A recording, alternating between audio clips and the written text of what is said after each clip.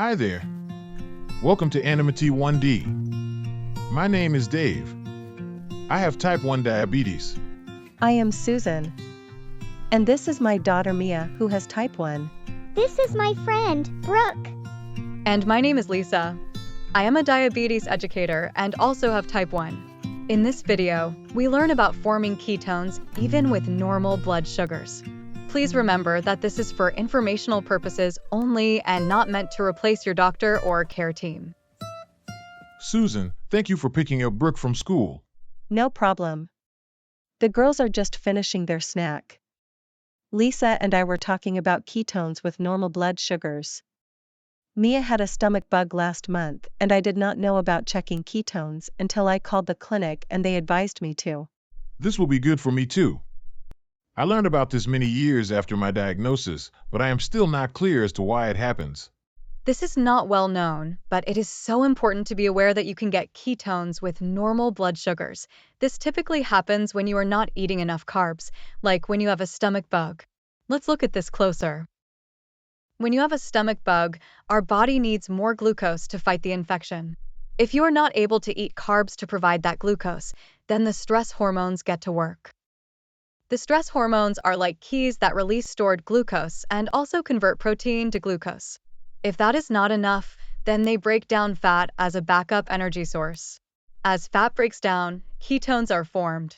So, the sugars may be normal or even low, but now you have ketones.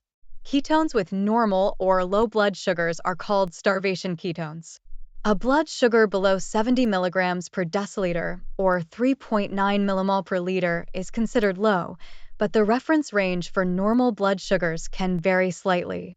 So talk to your team about their clinic-specific guideline. Starvation ketones can happen to anyone, whether you have type 1 or not. So, that was what happened when Mia was sick last month? Probably. That was when I was sick too, right, Dad? Did I have ketones too? You probably did. You were not eating much for a couple of days. Why wasn't I checked for ketones? That's because you make your own insulin. Let me explain. When you have ketones, it is harder for the insulin to work. In other words, you are more insulin resistant. Your body makes its own insulin, so when you had ketones, you just made more insulin to compensate. All I had to do was make sure you ate some carbs and drank enough fluids. Your body did the rest. But for those type 1 like Mia, when we have ketones, the insulin dose may need to be increased to overcome that insulin resistance. So, Mia's mom had to check for ketones to know if she needed to adjust her insulin dose. Lisa, when should I think about checking Mia for starvation ketones?